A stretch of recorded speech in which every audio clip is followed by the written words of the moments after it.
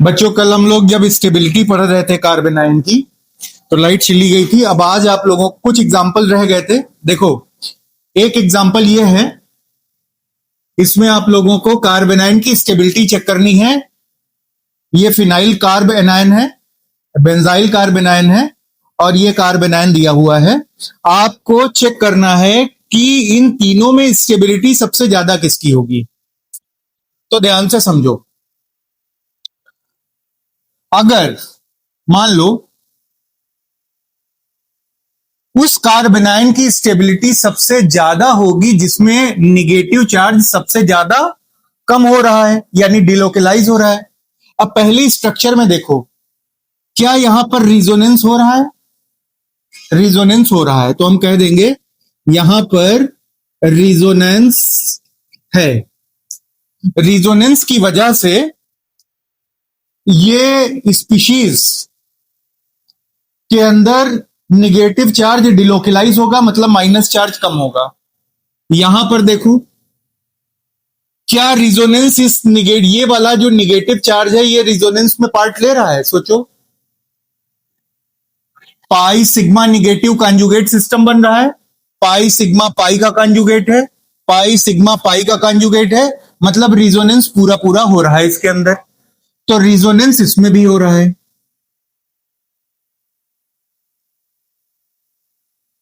अब इस वाले क्वेश्चन में देखें, इस वाले क्वेश्चन में pi sigma negative conjugate system बन गया कि नहीं? पाई सिग्मा निगेटिव, तो रिजोनेंस इसके अंदर भी हो रहा है। अब इन तीनों के अंदर रिजोनेंस हो रहा है, मतलब ये निगेटिव चार्ज इसमें भी कम होगा रिजोनेंस की वजह से, इसमें भी निगेटिव चार्ज रिजोनेंस की वजह से डिलोकलाइज हो जाएगा, कम होगा, इसमें भी रिजोनेंस में हिस्सा लेगा। लेकिन एक बात और ध्यान से समझो, ये जो मिथाइल ग्रुप लगा हुआ है, ये इलेक्ट्रॉन रिपेलिंग भी होता है, तो इसको भी देखना है। सबसे पहले हमने बताया था तरीका क्या होता है, आर एच आई। सबसे पहले रिजोनेंस देखते हैं, फिर क्या देखते हैं? हाइपर कॉन्जुगेशन, फिर क्या देखते हैं? इंडक्टिव। ये आप लोग 12th लेवल पे पढ़ रहे हो। अगर अभी मैं आपको नीट और जेई के लेवल पे पढ़ा रहा होता तो मैं आपको ए आर एच आई पढ़ाता, तब हम लोग एरोमेटिक और एंटी एरोमेटिक भी देख लेते। लेकिन चूंकि हम लोग नीट और जेई का पढ़ नहीं रहे, इसलिए हम आपको एरोमेटिसिटी अभी एक्सप्लेन यहां पे नहीं करने वाले हैं। 12th लेवल पे जितना आएगा वो केवल रिजोनेंस, हाइपर कॉन्जुगेशन और इंडक्टिव से ही पूछा जाएगा। एंटी एरोमेटिक और एरोमेटिसिटी यहां नहीं देखनी है। अब यहां पर आपको पता चल गया कि निगेटिव चार्ज से जुड़ा हुआ ये कार्बन जो होता है, ये अल्फा कार्बन है, और यहां पे 3 अल्फा हाइड्रोजन लगे हैं, हाइपर कॉन्जुगेशन होगा। और ये भी देख सकते हो, ये जो मिथाइल ग्रुप है, ये क्या करेगा? इलेक्ट्रॉन डेंसिटी यहां पर बढ़ा देगा। तो रिजोनेंस तो हो रहा है, लेकिन साथ साथ में ये मिथाइल ग्रुप इलेक्ट्रॉन की डेंसिटी भी यहां पर बढ़ा रहा है। मतलब इधर तो निगेटिव चार्ज रिजोनेंस की वजह से कम हो जाएगा, लेकिन मिथाइल की वजह से रिजोनेंस की वजह से कम होना है, और मिथाइल साथ साथ में क्या कर रहा है? निगेटिव चार्ज को बढ़ा रहा है। तो कम भी हो रहा है, बढ़ भी रहा है। यहां पर क्या हो रहा है? यहां पर केवल केवल रिजोनेंस हो रहा है, यहां सिर्फ कम ही हो रहा है। और यहां पर negative sigma pi, pi sigma pi, pi sigma pi, यहां पर सिर्फ और सिर्फ रिजोनेंस हो रहा है। तो यहां पर तीसरे वाले कंडीशन में देखो, चार्ज कम भी हो रहा है, साथ में बढ़ भी रहा है, तो इसकी स्टेबिलिटी तो सबसे कम होगी। क्यों कम होगी? क्योंकि एक तरफ चार्ज कम भी हो रहा है और एक तरफ बढ़ भी रहा है, तो इसकी स्टेबिलिटी तो सबसे कम होनी है। अब बात आई पहले और दूसरे वाले में। देखें, पहले वाले में भी रिजोनेंस, दूसरे वाले में भी रिजोनेंस। तो अब आप लोग जब रिजोनेंस से न समझ पाओ, तब आप लोग डिग्री से समझो। बताओ, यहां पर जो कार्बन है, जिस कार्बन पे निगेटिव चार्ज है, उसकी डिग्री क्या है? यह कार्बन कितने कार्बन से जुड़ा हुआ है? 2 कार्बन से, तो इसकी डिग्री बेटा कितनी है? 2 डिग्री। ये 2 डिग्री है। ये जो निगेटिव चार्ज है जिस कार्बन पे, वो कार्बन कितने कार्बन से जुड़ा हुआ है? हाँ, केवल एक कार्बन से जुड़ा है तो इसकी डिग्री क्या है 1। और यहां पे जिस पे निगेटिव चार्ज है ये कितने कार्बन से जुड़ा है 1 से 2 से और 3 से, तो इसकी डिग्री क्या हो गई 3 डिग्री। और मैंने आपको बताया था कार्ब एनायन की स्टेबिलिटी कैसे होती है, सबसे ज्यादा स्टेबल कौन होता है, प्राइमरी सबसे ज्यादा स्टेबल होता है, उससे कम स्टेबल कौन सेकेंडरी, और उससे स्टेबल कौन टर्शरी। तो इसमें अगर स्टेबिलिटी की बात करें तो सबसे ज्यादा स्टेबल कौन होना है, अगर मैं इसको फर्स्ट लिखूं, इसको मैं सेकेंड लिख दूं और इसको मैं थर्ड मान लूं, तो सबसे ज्यादा स्टेबल कौन होना है प्राइमरी, यानी कि सेकेंड वाली स्पीशीज सबसे ज्यादा स्टेबल होगी। उसके बाद में फिर कौन सा स्टेबल होगा फर्स्ट वाला, और सबसे कम स्टेबल कौन होगा थर्ड वाला। इसे नोट कर लीजिए।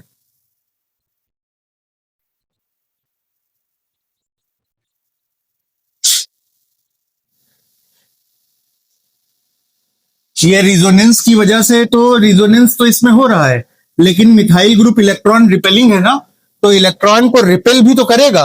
अब जब इलेक्ट्रॉन को रिपेल करेगा तो यहां पे चार्ज डेंसिटी बढ़ा देगा, तो चार्ज बढ़ जाएगा, और चार्ज बढ़ने का मतलब स्टेबिलिटी कम हो जाएगी। स्टेबल वही होगा जो चार्ज को कम कर दे। देखो बच्चों,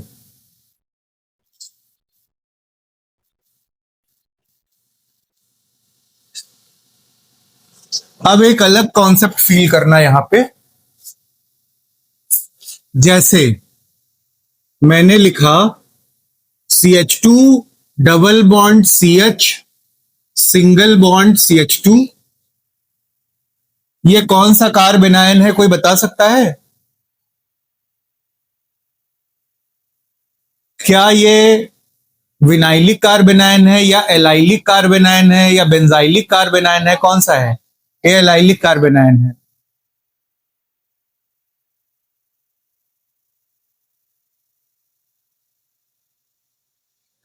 ये कौन सा कार्बन आयन है? ये विनाइलिक कार्बन आयन है।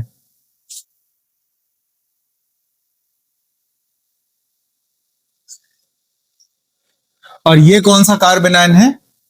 ये एल्काइलिक कार्बन आयन है। ठीक है, अब हमें फर्स्ट सेकेंड और थर्ड इन तीनों के अंदर देखना है कौन सबसे ज्यादा स्टेबल कार्बन आयन होगा।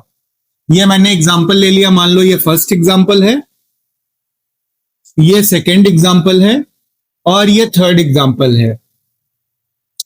तो सबसे पहले तो आप ये देखो कि क्या किसी में रिजोनेंस हो रहा है। यहां पर फर्स्ट वाली स्पीसीज को देखो, पाई सिग्मा निगेटिव का कॉन्जुगेट सिस्टम है, इसका मतलब इसके अंदर रिजोनेंस हो रहा है। और अगर रिजोनेंस होगा तो माइनस चार्ज को डिलोकेलाइज कर देगा।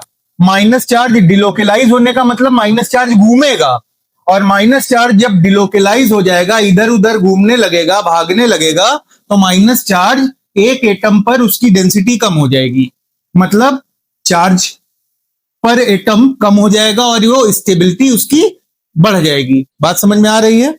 तो ये रिजोनेंस की वजह से माइनस चार्ज खूब घूमेगा, बार बार घूमेगा, तो एक एटम के ऊपर निगेटिव चार्ज टिकेगा ही नहीं।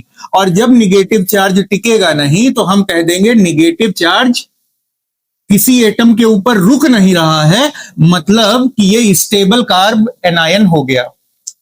अब इसमें चेक करो क्या रिजोनेंस इसमें है।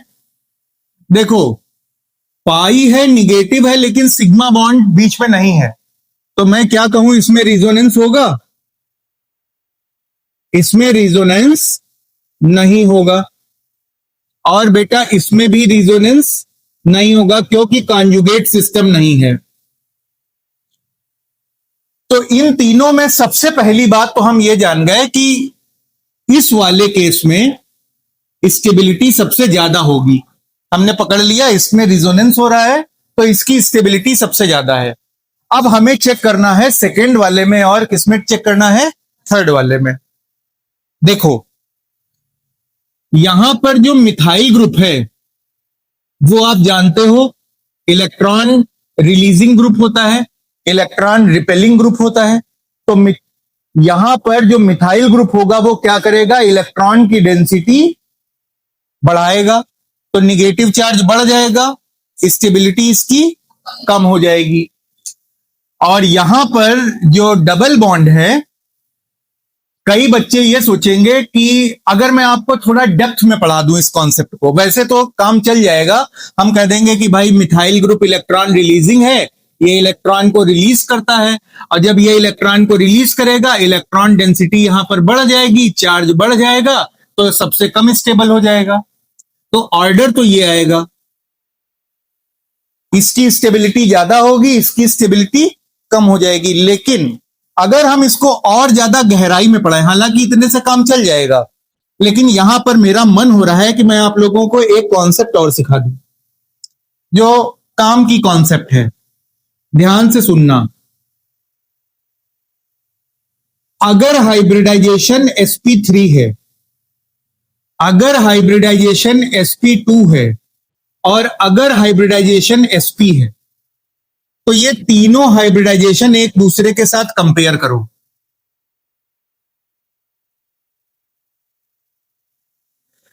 ध्यान से सुनना बच्चों। sp3 में जो परसेंटेज s करेक्टर आएगा वो कितने परसेंट होगा? sp2 में जो परसेंटेज s करेक्टर आएगा वो कितने परसेंट होगा? और sp में परसेंटेज s करेक्टर आएगा वो कितने परसेंट होगा? ध्यान से सुनना। पूरा 100% है तो s कितना हो गया? 50%, और p कितना हो गया? 50%। तो परसेंटेज s करेक्टर इसमें कितना हुआ? 50%। अब यहां पर देखो, sp2 में पूरे को अगर हम 100 मान लें, तो 100 को कितने में तोड़ना है हमको? एक s में और 2 p के अंदर, मतलब 3 हिस्सों में तोड़ना है। तो अगर हम 100 को, परसेंट का मतलब क्या होता है? 100 में कितना? तो अगर ये पूरा 100 हो गया तो उसको कितने में तोड़ना है? एक s में और p कितने हैं? 2, 3 हिस्सों में तोड़ना है। तो एक हिस्से को कितना मिलेगा? 33.33। तो इसमें परसेंटेज करेक्टर कितना हो गया? 33.33। नहीं समझ में आई बात कैसे हुआ ये? अब अगर मैं यहां पे sp3 में देखूं परसेंटेज करेक्टर कितना होगा, तो पूरा 100% है, और उसको 3 हिस्से p को देना है और 1 हिस्सा s को देना है, 4 हिस्सों में तोड़ना है। तो परसेंटेज करेक्टर कितना आ जाएगा? 25%। और एक कॉन्सेप्ट हमेशा दिमाग में याद रखना कि percentage s character directly proportional होता है इलेक्ट्रोनिगेटिविटी के। जैसे कल हमने एग्जाम्पल पढ़ा था, हमने कल एग्जाम्पल ये वाला पढ़ा था, यहां पे फ्लोरीन लगाया था, यहां निगेटिव चार्ज था, याद आ रहा होगा। यहां पे हमने OH लगाया था, यहां पे निगेटिव चार्ज था, और यहां पर हमने NH2 लगाया था और यहां पे निगेटिव चार्ज था। तो मैंने आप लोगों को क्या सिखाया था कल इस वाले एग्जाम्पल में? हमने कहा था फ्लोरीन की इलेक्ट्रोनिगेटिविटी सबसे ज्यादा, तो ये माइनस चार्ज को खूब कस के खींच लेगा अपनी तरफ। फ्लोरीन से कम इलेक्ट्रोनिगेटिविटी किसकी है? ऑक्सीजन की। तो ये खींचेगा तो, लेकिन उतना नहीं खींच पाएगा जितना फ्लोरीन खींच रहा है, तो फ्लोरीन ज्यादा खींच लेगा, ये माइनस चार्ज को कम खींच पाएगा। तो यहां पे जब फ्लोरीन कस के खींच रहा है तो माइनस चार्ज, यानी जो यहां पे इलेक्ट्रॉन डेंसिटी है वो क्या हो जाएगी? कम हो जाएगी, माइनस चार्ज कम हो जाएगा और ये स्टेबल हो जाएगा। इसमें मैंने बताया था कि भैया ऑक्सीजन की इलेक्ट्रोनिगेटिविटी फ्लोरीन से कम होती है, तो ये खींचेगा तो अपनी तरफ पूरी चेन से, लेकिन उतना नहीं खींच पाएगा जितना फ्लोरीन ने खींचा है। तो चार्ज ये कम तो करेगा OH, लेकिन उतना कम नहीं कर पाएगा जितना किसने किया है? फ्लोरीन ने। तो इसकी स्टेबिलिटी इससे कम होगी। और फिर कल मैंने आपको पढ़ाया था कि NH2 का जो नाइट्रोजन होता है ये भी इलेक्ट्रॉन विड्रॉ करता है, खींचता है, लेकिन इसकी नाइट्रोजन की इलेक्ट्रोनिगेटिविटी ऑक्सीजन से भी कम है। तो ये भी खींचेगा लेकिन उतना नहीं खींच पाएगा जितना ऑक्सीजन खींच रहा है। तो सबसे कम चार्ज हो जाएगा यहां पर, उससे कम यहां, मतलब सबसे कम चार्ज यहां हो जाएगा, उससे थोड़ा ज्यादा यहां, और उससे थोड़ा ज्यादा यहां। तो स्टेबिलिटी ये आई थी। हमने कैसे चेक किया था? इलेक्ट्रोनिगेटिविटी से। लेकिन बच्चों, ऑर्गेनिक केमिस्ट्री में तुम लोगों से बार बार पूछा जाएगा कौन सा कार्बन ज्यादा इलेक्ट्रोनिगेटिव है, कौन सा कार्बन कम इलेक्ट्रोनिगेटिव है, ये कैसे बताओगे भाई? पीरियोडिक टेबल के एलिमेंट की इलेक्ट्रोनिगेटिविटी तो हमको पता चल जाएगी।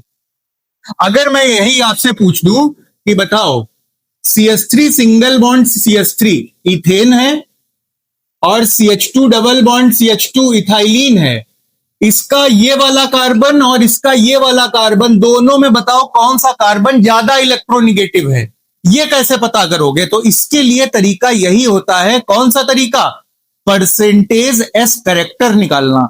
जिसका परसेंटेज एस करेक्टर ज्यादा होगा उसकी इलेक्ट्रोनिगेटिविटी ज्यादा होगी। अब सोचो यहां पे CH2 कार्बन पे कौन सा हाइब्रिडाइजेशन है बच्चों? sp2। और यहां पे कौन सा हाइब्रिडाइजेशन है? sp3। तो अगर यहां पे sp2 हाइब्रिडाइजेशन है तो परसेंटेज कितना होगा सोचो जरा, 33% लगभग। और यहां पर कितना होगा? 25% होगा। तो परसेंटेज एस करेक्टर किसमें ज्यादा है? इथाइलिन में। तो कौन सा कार्बन ज्यादा इलेक्ट्रोनिगेटिव होगा? इथाइलिन का कार्बन ज्यादा इलेक्ट्रोनिगेटिव होगा। अब यही कॉन्सेप्ट हम इसमें अप्लाई कर दें। ध्यान से सोचो, थोड़ी देर के लिए भूल जाओ इंडक्टिव इफेक्ट, जरा गहराई में गोता लगाओ। ये तो रिजोनेंस की वजह से स्टेबल हो गया। अब ये सिंबल मैं हटा रहा हूं। अब देखो मैं इसको इलेक्ट्रोनिगेटिविटी से कैसे एक्सप्लेन मारूंगा। यहां ये कार्बन कौन सा हो गया? sp2 hybridised. और ये कार्बन कौन सा हो गया? sp3 hybridised. इसका परसेंटेज एस करेक्टर 33%, 33। और इसका परसेंटेज एस करेक्टर, तो इलेक्ट्रोनिगेटिविटी किसकी ज्यादा? इस वाले कार्बन की। और जो इलेक्ट्रोनिगेटिव होता है उसका मतलब क्या होता है? इलेक्ट्रोनिगेटिविटी मतलब इलेक्ट्रॉन खींचने की ताकत। तो बताओ ये कार्बन इलेक्ट्रॉन को यानी माइनस चार्ज को अपनी तरफ ज्यादा खींचेगा या मिथाइल का अपनी तरफ खींचेगा? जो ज्यादा इलेक्ट्रोनिगेटिविटी का मतलब क्या होता है? इलेक्ट्रॉन को अपनी तरफ अट्रैक्ट करना। कौन ज्यादा इलेक्ट्रोनिगेटिव है इन दोनों में? ये वाला। तो ये क्या करेगा? ये इलेक्ट्रॉन्स को अपनी तरफ अट्रैक्ट करेगा। जब ये इलेक्ट्रॉन्स को अपनी तरफ अट्रैक्ट करेगा तो माइनस चार्ज क्या हो जाएगा? कम हो जाएगा।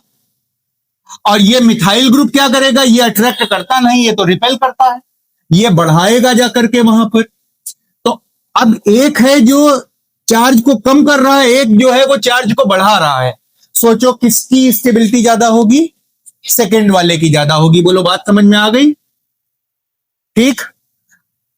ये कॉन्सेप्ट दिमाग में रखना, ये कतई भूलना नहीं। ये बहुत इंपॉर्टेंट कॉन्सेप्ट है। जितना ज्यादा परसेंटेज एस करेक्टर होता है वो एटम उतना ही ज्यादा इलेक्ट्रोनिगेटिव होता है। हाइब्रिडाइजेशन से परसेंटेज एस करेक्टर निकालते हैं और परसेंटेज एस करेक्टर से हम लोग इलेक्ट्रोनिगेटिविटी का अंदाजा लगा लेते हैं। ये कब आपको इस्तेमाल करना है? कार्बन की इलेक्ट्रोनिगेटिविटी निकालने में। यह कॉन्सेप्ट कहां अप्लाई होती है? कार्बन की इलेक्ट्रोनिगेटिविटी चेक करने का तरीका। यह कार्बन की इलेक्ट्रोनिगेटिविटी चेक करने का तरीका है कि कौन सा कार्बन कितना ज्यादा इलेक्ट्रोनिगेटिव है। कैसे पता करेंगे हम लोग? उसके हाइब्रिडाइजेशन से। यहां पे लिख लीजिए मोर इलेक्ट्रोनिगेटिव कार्बन, और ये कैसा हो जाएगा? Less electronegative carbon. तो मैंने आप लोगों को कार्बेनाइन की स्टेबिलिटी पढ़ा दी है और कंपेयर करना भी सिखा दिया। आपके 12th लेवल पर इससे ज्यादा कॉम्प्लिकेटेड क्वेश्चंस की कॉन्सेप्ट अप्लाई नहीं होती। बाकी जब आप लोग जेई और नीट की तैयारी करोगे तो आपको फर्दर कॉन्सेप्ट पढ़ाई जाएंगी। लेकिन 12th लेवल पर जो इतनी कॉन्सेप्ट आप लोगों ने पढ़ी है सिर्फ इस पे बेस्ड ही क्वेश्चंस मिलेंगे। अब हम लोग समझेंगे फ्री रेडिकल। मैंने आपको पढ़ाया है फ्री रेडिकल क्या होते हैं, अब आज हम लोग पढ़ेंगे stability of free radicals. Free radical की स्टेबिलिटी चेक करना।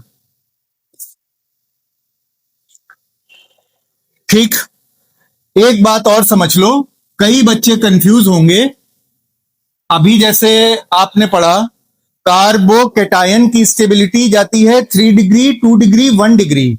कार्बेनायन की स्टेबिलिटी जाती है 1 डिग्री, 2 डिग्री, 3 डिग्री।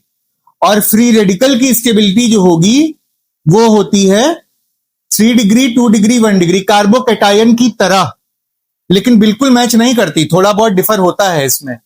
लेकिन आप लोग भूलो ना तो उसके लिए शॉर्ट तरीका एक याद रखना, ABC 1 2 3। अब ABC 1 2 3 क्या चीज है?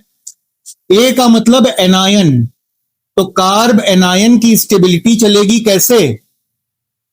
कार्ब एनायन की स्टेबिलिटी चलेगी 1 2 3। और सी का मतलब कैटायन, तो कार्बोकैटायन की स्टेबिलिटी कैसे चलेगी? 3 2 1। कार्ब एनायन की स्टेबिलिटी चलती है 1 2 3। कार्ब एनायन की स्टेबिलिटी इधर चलेगी 1 2 3 और कार्ब कैटायन की स्टेबिलिटी चलेगी 3 2 1। याद रखना, ठीक है? मैंने पढ़ाया है आप लोगों को, बस शॉर्टकट तरीका बता दे रहा हूं। एनायन की स्टेबिलिटी चलती है 1 2 3 और कैटायन की स्टेबिलिटी चलेगी 3 2 1। और जो फ्री रेडिकल होगा उसकी स्टेबिलिटी भी चलेगी 3 2 1। 3 डिग्री वाला ज्यादा स्टेबल, 2 डिग्री वाला उससे कम, 1 डिग्री वाला उससे कम। लेकिन हम लोग यहां पर इसको डिटेल में समझने वाले हैं। देखो, ये बनता कब है? फ्री रेडिकल कब बनता है? मैंने आपको कंडीशन पढ़ाई है, UV light, sunlight, peroxide, high temperature, inert solvent. क्या आप लोगों ने कोलबेज इलेक्ट्रोलिसिस पढ़ा है लोअर क्लास में? कोलबेज इलेक्ट्रोलिसिस मेथड अच्छा पढ़ाया जाता है। तो जब कभी भी ध्यान रखना, कोई chemical reaction under the influence of electricity कराई जाएगी। जैसे आपने पानी के अंदर कोई केमिकल डाला और उसमें करंट पास करा करके इलेक्ट्रोलिसिस करा रहे हो, तो वहां भी फ्री रेडिकल बनता है। ठीक है? और मैंने आपको यह बताया हाई टेम्परेचर, तो कितना हाई टेम्परेचर? 500 डिग्री सेल्सियस से ज्यादा का हाई टेम्परेचर, वहां पर फ्री रेडिकल फॉर्म होगा। UV light, sunlight, peroxide, high temperature, inert solvent. लेकिन हाई टेम्परेचर कितना? 500 डिग्री सेल्सियस से ज्यादा का टेम्परेचर, वहां पर फ्री रेडिकल इनिशिएशन हो जाता है। अच्छा, अब एक चीज समझो, जैसे एक हम फ्री रेडिकल कंसीडर करने वाले हैं, ध्यान से समझेंगे। ये मैंने मिथाइल फ्री रेडिकल बनाया, और मिथाइल फ्री रेडिकल बनाने से पहले मान लो ये मैंने मिथाइल हैलाइड बनाया। अब समझेंगे फ्री रेडिकल बनेगा कैसे। मॉडर्न थ्योरी में जब आप लोग ग्रेजुएशन और पीजी करोगे जाकर के, वहां पे आपको बताया जाता है कि जो कोवैलेंट बॉन्ड होता है टूटता है। तो अभी तो मैंने आपको पढ़ाया होमोलिसिस होती है और हेट्रोलिसिस होती है। हायर क्लासेस में आपको पढ़ाया जाएगा कि कोई भी कोवैलेंट बॉन्ड होता है, जब उसके ऊपर फोटोन गिरता है आकर के, यानी यूवी लाइट गिरे या सनलाइट गिरे या पेरोक्साइड की प्रेजेंस में रिएक्शन हो या हाई टेम्परेचर पे हो, तो जो बॉन्ड होता है इसमें दो तरह के वाइब्रेशन होते हैं। जैसे स्प्रिंग में वाइब्रेशन होता है, वैसे ही दो तरह के वाइब्रेशन होता है। एक ये वाइब्रेशन, सामने सामने वाला वाइब्रेशन स्टार्ट हो जाता है, और एक वाइब्रेशन ऊपर नीचे वाइब्रेशन स्टार्ट हो जाता है, इस तरह से। तो ये जो कोवैलेंट बॉन्ड होता है, इसमें दो तरह के वाइब्रेशन होते हैं, और वाइब्रेशन की वजह से इसकी एनर्जी इतनी ज्यादा बढ़ जाती है, फोटॉन आकर के इसको एनर्जी ट्रांसफर करता है। इसकी एनर्जी इतनी ज्यादा बढ़ जाती है कि ये बॉन्ड बिल्कुल एक्सप्लोड हो जाता है, टूट जाता है, झटके से टूटता है। और जब एक्सप्लोड होगा, झटके से टूटेगा, तो खूब सारी एनर्जी भी रिलीज होती है। तो कोवैलेंट बॉन्ड की जो लिसिस है, टूटना है, अभी 12th में आपको मैंने सिर्फ पढ़ाया है कितने तरह की होगी, होमोलिसिस और हेट्रोलिसिस। हायर क्लासेस में जब आप जाओगे तो आपको बताया जाएगा टूटेगा भी तो कैसे टूटेगा, तब आपको वाइब्रेशन लेवल पे पढ़ाएंगे, बताएंगे वहां पर कि किस तरह से कोवैलेंट बॉन्ड का टूटना होता है। अभी तो सिर्फ टाइप पढ़ाए गए हैं। अब ध्यान से सुनो। तो जैसे यूवी लाइट या फोटॉन आया और उसने इसकी होमोलिसिस कराई इस वाले बॉन्ड की, तो क्या होगा? अभी कितने इलेक्ट्रॉन है कार्बन के पास, सोचो। एक इलेक्ट्रॉन कार्बन का, एक हाइड्रोजन का, दो, एक कार्बन का एक हाइड्रोजन का, चार, एक कार्बन का एक हाइड्रोजन का, छह, एक कार्बन का एक हैलोजन का। कितने इलेक्ट्रॉन है कार्बन के पास? 8 इलेक्ट्रॉन है। कार्बन का ऑक्टेट पूरा है। कार्बन बड़ा खुश है, मस्त है, इसके ऊपर कोई फर्क नहीं। लेकिन अगर इसकी होमोलिसिस हो जाए तो बॉन्ड टूट जाएगा। इसका इलेक्ट्रॉन इसके पास, इसका इलेक्ट्रॉन इसके पास चला गया, तो हाइड्रोजन अपना इलेक्ट्रॉन लेकर के निकल गया, कार्बन ने अपना इलेक्ट्रॉन रख लिया। अब बताओ ये कार्बन जो है इसके पास कितने इलेक्ट्रॉन रह गए? 7 इलेक्ट्रॉन रह गए। तो कार्बन इवन इलेक्ट्रॉन स्पीशीज है या ऑड इलेक्ट्रॉन स्पीशीज है? ऑड इलेक्ट्रॉन स्पीशीज होती है। तो जो फ्री रेडिकल्स होते हैं वो ऑड इलेक्ट्रॉन स्पीशीज हैं। कितने इलेक्ट्रॉन होते हैं फ्री रेडिकल के पास? 7 इलेक्ट्रॉन। 7 इलेक्ट्रॉन्स कंटेनिंग, या ऐसे लिख दें कि free radical contains, carbon contains 7 electrons. यहां पर जो कार्बन के पास इलेक्ट्रॉन होंगे कितने होंगे?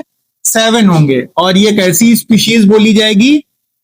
Odd electron species. बेटा आपके 12th लेवल में इस पे हाइब्रिडाइजेशन जो जनरली मिलेगा वो आपको हाइब्रिडाइजेशन sp2 ही मिलेगा। हालांकि ऐसा कोई हार्ड एंड फास्ट रूल नहीं है कि इसमें sp2 हाइब्रिडाइजेशन ही हो। sp2 भी हो सकता है, sp3 भी हो सकता है।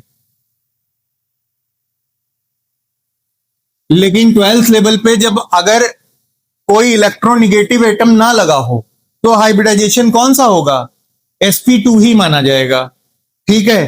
कार्ब एनायन पे कैसा हाइब्रिडाइजेशन था? बताया था। कैसा?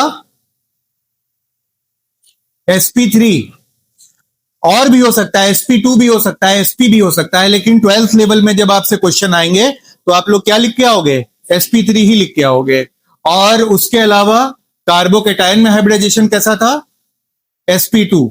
चेंज हो सकता है सब में, लेकिन वो कंडीशन आपके 12th लेवल में है नहीं। वो आगे जब आप जेई और नीट लेवल का पढ़ोगे या फिर बीएससी वगैरह जब पढ़ोगे तो वहां पर आपको वैरायटी दिखाई जाएगी। जैसे यहां पे मैं हाइड्रोजन की जगह पर हैलोजन लगा देता तो हैलोजन लगाने से इसका हाइब्रिडाइजेशन चेंज हो जाता। क्यों चेंज हो जाता? क्योंकि यहां पे हैलोजन के पास लोन पेयर है, इसको रिपेल करने लगते।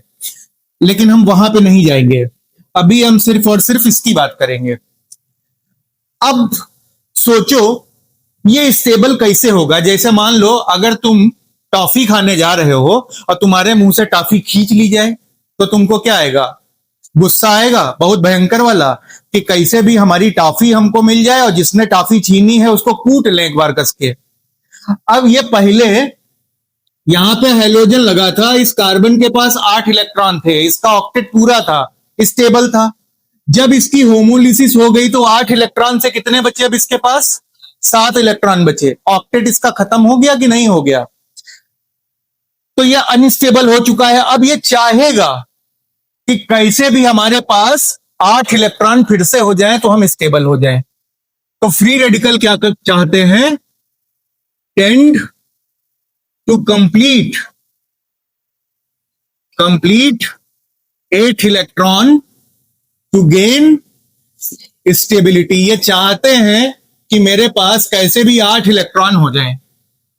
अब ध्यान से सुनो, मैं यहां पर अगर फ्लोरीन लगा दूं, पहले यहां पे ये था मिथाइल, अब मैं इसकी जगह पे फ्लोरीन लगाने वाला हूं। ध्यान से सुनना, हाइड्रोजन हाइड्रोजन फ्लोरीन।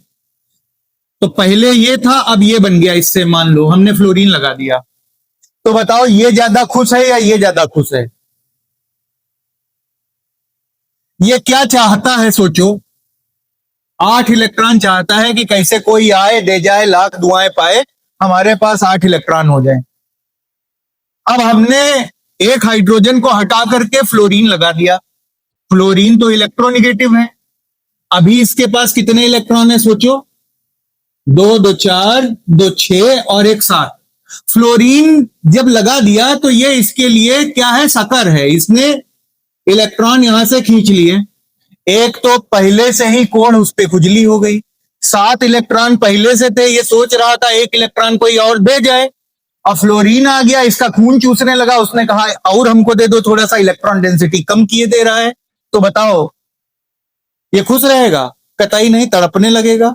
इसकी स्टेबिलिटी कम हो जाएगी। भाई यहां पर तो खाली इसको एक इलेक्ट्रॉन चाहिए था कि कोई आए एक इलेक्ट्रॉन दे दे, 8 इलेक्ट्रॉन पूरे हो जाएं। लेकिन फ्लोरीन मान लो हमने लगा दिया, तो फ्लोरीन क्या करेगा? इलेक्ट्रॉन को खींचेगा। तो 7 इलेक्ट्रॉन पहले से कम थे और इलेक्ट्रॉन खींचे लिए जा रहा है। तो बताओ ये ज्यादा तड़पने लगेगा, इसकी स्टेबिलिटी और ज्यादा कम हो जाएगी। अब मान लो इसी में मैं एक एग्जांपल आपको और दिखाऊं। मैंने हाइड्रोजन हटा करके मिथाइल ग्रुप लगा दिया। ध्यान से समझना, ये फ्री रेडिकल है और हमने मिथाइल ग्रुप लगा दिया।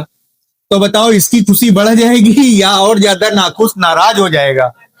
कैसे बढ़ जाएगी?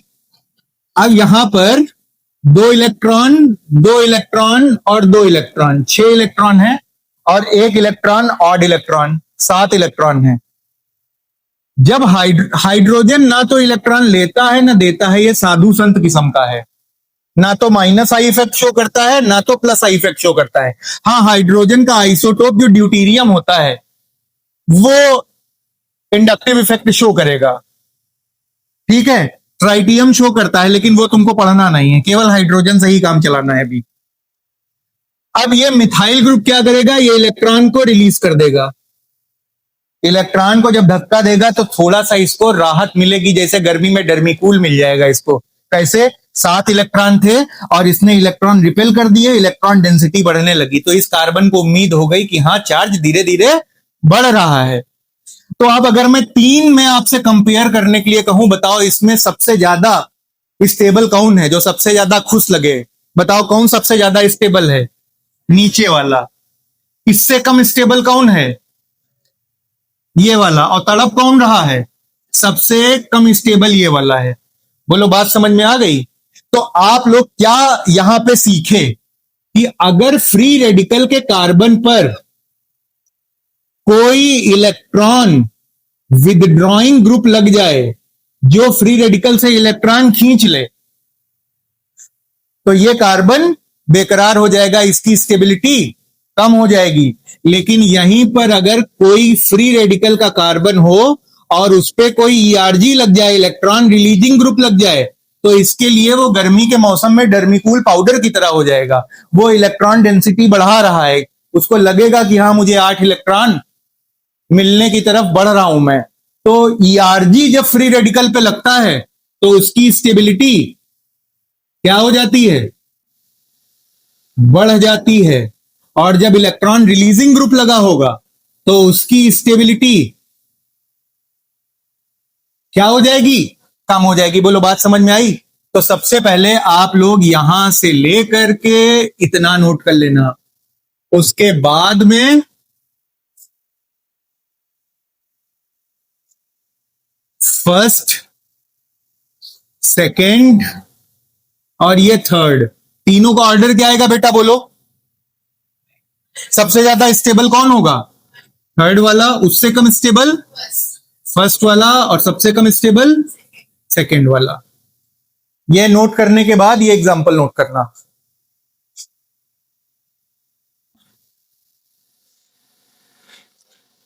आओ एक दो एग्जांपल इसके और देखते हैं, फिर थोड़े ट्रिकी एग्जांपल कराएंगे।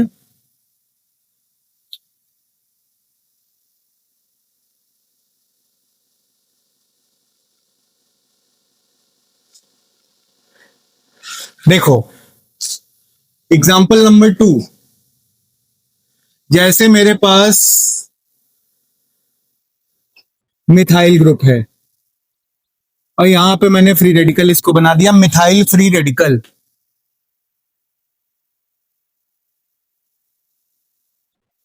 बच्चों इसका नाम बता दो एक बार,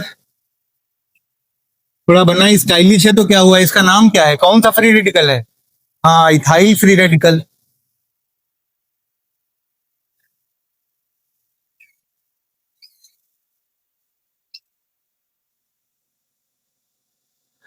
जो इसका नाम बता दे, कौन सा प्रोपाइल? आइसोप्रोपाइल फ्री रेडिकल है।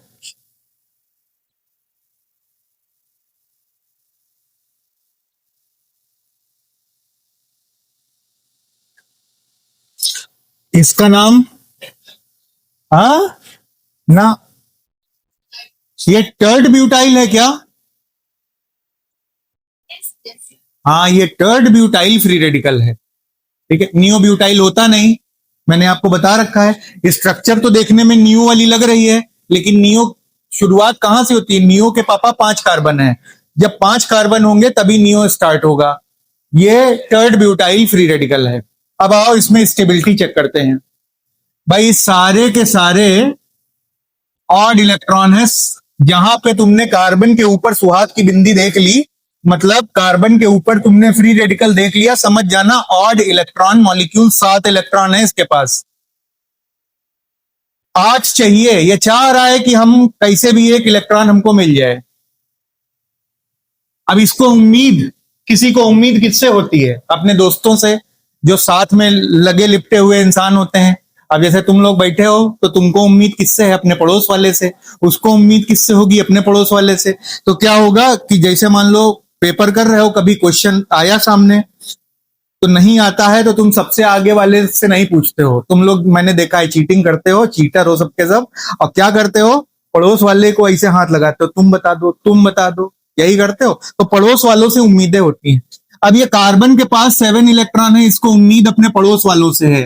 3 3 हाइड्रोजन के पास, सबको देख रहा है कि कोई इलेक्ट्रॉन डेंसिटी बढ़ा के 8 कर दे। लेकिन हाइड्रोजन ना तो इलेक्ट्रॉन लेता है ना देता है, ना तो माइनस आई ना तो प्लस आई। इंडक्टिव इफेक्ट दिखाता नहीं। कौन नहीं दिखाता? क्या सारे हाइड्रोजन नहीं दिखाते? सिर्फ प्रोटियम नहीं दिखाता है, ड्यूटेरियम दिखाता है, लेकिन वो हमें पढ़ना नहीं। अब यहां पर देखो, ये कार्बन है, ये हाइड्रोजन, हाइड्रोजन ये तो इसकी मदद करने से है, लेकिन ये मिथाइल, मिथाइल क्या करेगा? रिलीज कर देगा, डेंसिटी बढ़ा देगा। तो थोड़ी खुशी आई इस कार्बन के पास, मतलब इससे ज्यादा स्टेबल तो ये हो गया। अब यहां पे देखो, आहा, कार्बन की लॉटरी लग गई। 2 मिथाइल ग्रुप लगे हुए हैं इलेक्ट्रॉन डेंसिटी बढ़ा देने वाले। इसकी हरियाली ज्यादा हो गई, मतलब इसकी कंपैरिजन में यह ज्यादा स्टेबल हो गया। और इसके क्या कहने बेटा, 3 3 मिथाइल ग्रुप लगे हुए हैं, इलेक्ट्रॉन डेंसिटी बढ़ा रहे हैं, तो इसकी उम्मीद और बढ़ जाएगी, तो ये और ज्यादा स्टेबल हो जाएगा। ठीक, बोलो बात समझ में आ रही है? कल जब आप लोग आओगे तो कल मैं आप लोगों को और ज्यादा एग्जाम्पल करवा करके फ्री रेडिकल की स्टेबिलिटी कंटिन्यू करूंगा। फिर आपको कल मैं और बताऊंगा कि रिजोनेंस भी अगर हो रहा हो, तो रिजोनेंस अगर साइक्लिक में हो रहा हो और अगर लीनियर हो रहा हो, तब दोनों में क्या कंसीडर करते हैं, किसकी स्टेबिलिटी ज्यादा होती है। तो कल हम लोग वो पढ़ेंगे।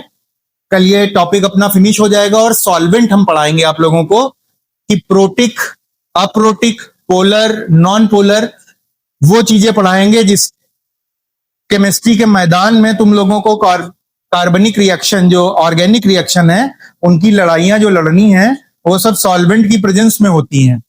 तो कौन सा सॉल्वेंट लोगे तो क्या इफेक्ट पड़ता है, वो हम लोग कल से स्टार्ट करेंगे।